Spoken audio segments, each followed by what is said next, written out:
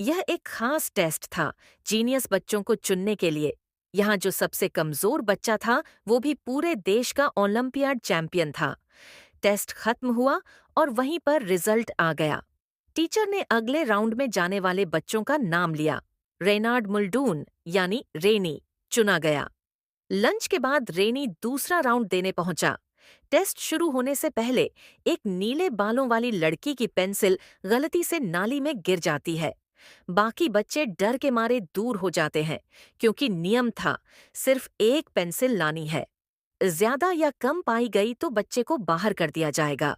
अब लड़की के पास कोई चांस नहीं था, लेकिन चालाक रेनी ने एक ऐसा तरीका निकाला जिससे दोनों टेस्ट दे सकते थे। दूसरे राउंड के नियम और भी सख्त थे। अगर किसी ने एक शब्द भी बोला तो सीधा बाहर। कोई बच्चा हल्की सी आवाज करता है और तुरंत उसे बाहर निकाल दिया जाता है। फिर टीचर ने 4 नियम बताए। 1. नाम पेपर पर लिखो 2, सारे सवाल और जवाब ध्यान से पढ़ो 3, सही जवाब पर गोला लगाओ 4, पेपर टीचर को वापस दो और कहा सभी सवाल सही होने चाहिए। टेस्ट शुरू हुआ और कुछ ही देर में बच्चे रोते हुए बाहर निकलने लगे। सवाल इतने मुश्किल और अजीब थे कि कोई समझ ही नहीं पा रहा था।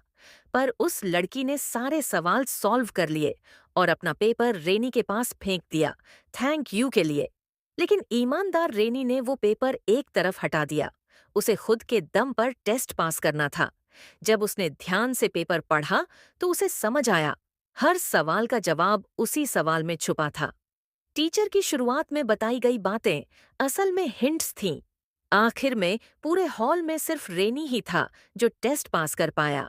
कुछ देर बाद एक और लड़का आया, एक ब्लैक बॉय, जो दूसरे सेंटर से आया था। जब